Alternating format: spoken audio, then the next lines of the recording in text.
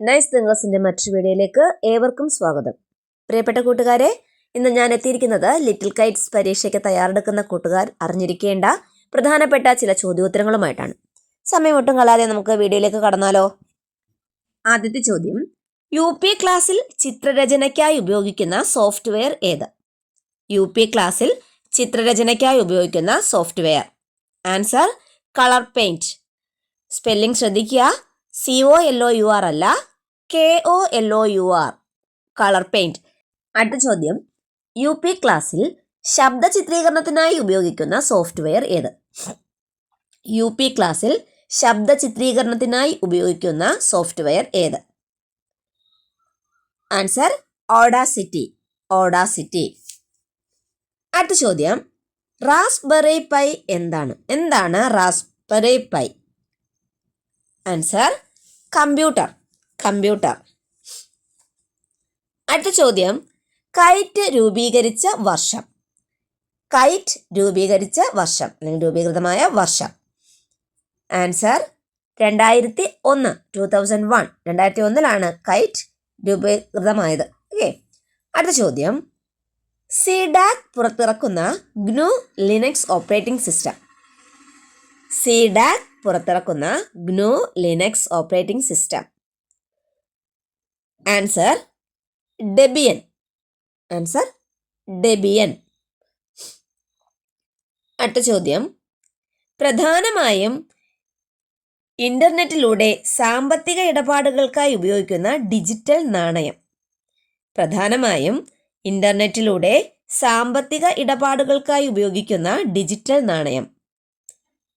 Answer bit coin. അടുത്ത ചോദ്യം, നിയമപരമായി പങ്കുവയ്ക്കാവുന്ന സർഗാത്മക രചനകളിലൂടെ ലഭ്യത വർദ്ധിപ്പിക്കുവാനായി ലാഭേച്ഛയില്ലാതെ പ്രവർത്തിക്കുന്ന ഒരു സംഘടന. നിയമപരമായി പങ്കുവയ്ക്കാവുന്ന സർഗാത്മക രചനയിലൂടെ ലഭ്യത വർദ്ധിപ്പിക്കുവാനായി ലാഭേച്ഛയില്ലാതെ പ്രവർത്തിക്കുന്ന ഒരു സംഘടന. Answer creative Commons. അടുത്ത ചോദ്യം, IT അറ്റ് സ്കൂൾ പ്രോജക്റ്റിന്റെ പുതിയ രൂപം. Answer KITE. IT at school പ്രോജക്റ്റിന്റെ പുതിയ രൂപമാണ് കൈറ്റ് രൂപീകൃതമായത് 2001. ഓക്കെ. അടുത്ത ചോദ്യം, കൈറ്റിന്റെ പൂർണ്ണ രൂപം എന്ത്? Answer Kerala infrastructure and technology for education.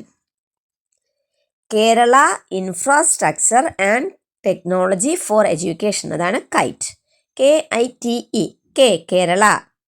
I infrastructure and T technology, E for education. Okay. Kerala infrastructure and technology for education ആണ് കൈറ്റിന്റെ പൂർണ്ണരൂപം. അടുത്ത ചോദ്യം, കേരളത്തിലെ പൊതുവിദ്യാലയങ്ങളിൽ IT അധിഷ്ഠിത പ്രവർത്തനങ്ങൾക്ക് നേതൃത്വം നൽകുന്ന സർക്കാർ കമ്പനിയാണ് ഡാഷ്. കേരളത്തിലെ പൊതുവിദ്യാലയങ്ങളിൽ IT അധിഷ്ഠിത പ്രവർത്തനങ്ങൾക്ക് നേതൃത്വം നൽകുന്ന സർക്കാർ കമ്പനിയാണ് ഡാഷ്. ഉത്തരം കൈറ്റ്. അടുത്ത ചോദ്യം, മൗസ് കണ്ടുപിടിച്ചത് ആര്? Answer Douglas Angel ബർട്ട്.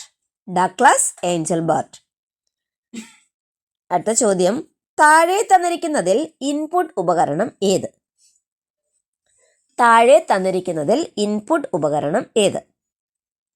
Options: mouse, speaker, projector. താഴെ തന്നിരിക്കുന്നതിൽ ഇൻപുട്ട് ഉപകരണം മൗസ്. Answer mouse. കമ്പ്യൂട്ടർ എന്ന പദം ഉത്ഭവിച്ചത് ഏത് ഭാഷയിൽ നിന്നാണ്? ആൻസർ ലാറ്റിൻ പദത്തിൽ നിന്നാണ് കമ്പ്യൂട്ടർ എന്ന പദം ഉത്ഭവിച്ചത്. അടുത്ത ചോദ്യം, URLന്റെ പൂർണ്ണരൂപം. യൂണിഫോം റിസോഴ്സ് ലൊക്കേറ്റർ ആണ് URLന്റെ പൂർണ്ണരൂപം.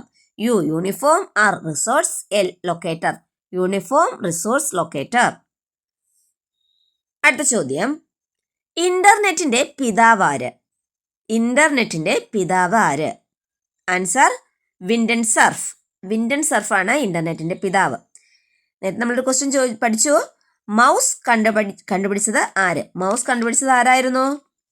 ഡഗ്ലസ് ഏംഗൽബർട്ട്. ഡഗ്ലസ് ഏംഗൽബർട്ട് ആണ് മൗസ് കണ്ടുപിടിച്ചത്. എന്നാൽ ഇവിടെ ചോദ്യം ഇന്റർനെറ്റിന്റെ പിതാവ് ആര്? Answer Vinton surf. ഓക്കെ. അടുത്ത ചോദ്യം, ലോക കമ്പ്യൂട്ടർ സാക്ഷരതാ ദിനം എന്ന്?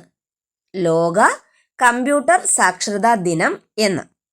Answer December 2. ഡിസംബർ 2 ആണ് ലോക കമ്പ്യൂട്ടർ സാക്ഷരതാ ദിനം. അടുത്ത ചോദ്യം, WWWന്റെ പൂർണ്ണരൂപം എന്താണ്? WWWന്റെ പൂർണ്ണരൂപം? Answer world wide web. World wide web ആണ് WWW. Okay, world wide web. അടുത്ത ചോദ്യം, കീബോർഡിലെ ഫംഗ്ഷൻ കീകളുടെ എണ്ണം? കീബോർഡിലെ ഫംഗ്ഷൻ കീകളുടെ എണ്ണം? ആൻസർ 12. 12 ഫംഗ്ഷൻ കീകളാണുള്ളത് കീബോർഡിൽ. ഓക്കെ. അടുത്ത ചോദ്യം, കമ്പ്യൂട്ടറുമായി ബന്ധപ്പെട്ട് OS എന്നതുകൊണ്ട് സൂചിപ്പിക്കുന്നത് എന്ത്? കമ്പ്യൂട്ടറുമായി ബന്ധപ്പെട്ട് OS എന്നതുകൊണ്ട് സൂചിപ്പിക്കുന്നത് എന്ത്? Answer OS, operating system. എന്താണ്? Operating system.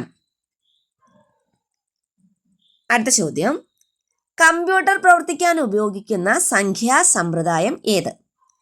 കമ്പ്യൂട്ടർ പ്രവർത്തിക്കാൻ ഉപയോഗിക്കുന്ന സംഖ്യാ സമ്പ്രദായം ഏത്? Answer binary. ബൈനറി സമ്പ്രദായമാണ് കമ്പ്യൂട്ടർ പ്രവർത്തിക്കാനായിട്ട് ഉപയോഗിക്കുന്നത്. അടുത്ത ചോദ്യം, കമ്പ്യൂട്ടറിന്റെ പിതാവാര്? കമ്പ്യൂട്ടറിന്റെ പിതാവാര്? Answer Charles Babbage. Charles Babbage. അടുത്ത ചോദ്യം, PNG ഏത് തരം ഫയലുകളുടെ ഫോർമാറ്റാണ്? PNG ഏത് തരം ഫയലുകളുടെ ഫോർമാറ്റാണ്? ആൻസർ ചിത്രം. ചിത്രങ്ങളുടെ ഫോർമാറ്റാണ് PNG. കൂട്ടുകാർക്ക് അറിയാം ആ ക്വസ്റ്റിൻ്റെ ആൻസർ അല്ലേ? അടുത്ത ചോദ്യം, ഒരു നിബിൾ എത്ര ബിറ്റാണ്? ഒരു നിബിൾ എന്ന് പറയുന്നത് എത്ര ബിറ്റാണ്? ആൻസർ 4. 4 ബിറ്റുകൾ ചേരുമ്പോഴാണ് ഒരു നിബിൾ ആകുന്നത്. ഓക്കെ, അപ്പോൾ 4 ബിറ്റ് ഒരു നിബിൾ. CDAC പുറത്തിറക്കിയ GNU ലിനക്സ് ഓപ്പറേറ്റിംഗ് സിസ്റ്റത്തിന്റെ പേര്? CDAC പുറത്തിറക്കിയ GNU ലിനക്സ് ഓപ്പറേറ്റിംഗ് സിസ്റ്റത്തിന്റെ പേര്? Answer boss. Answer boss. ഈ വീഡിയോയിൽ തന്നെ മറ്റൊരു ഓപ്പറേറ്റിംഗ് സിസ്റ്റത്തിന്റെ പേര് നമ്മൾ പഠിച്ചിട്ടുണ്ട്. CDAC പുറത്തിറക്കുന്ന GNU ലിനക്സ് ഓപ്പറേറ്റിംഗ് സിസ്റ്റം ഏതായിരുന്നു? ഡെബിയൻ. ഓക്കെ, ഡെബിയനും ബോസും CDAC പുറത്തിറക്കുന്ന GNU ലിനക്സ് ഓപ്പറേറ്റിംഗ് സിസ്റ്റമാണ്. ഓക്കെ, നിങ്ങൾക്ക് ഉപകാരപ്രദമാവുന്ന മറ്റൊരു വീഡിയോയുമായി വീണ്ടും കാണുന്നവരെ ബൈ ബൈ.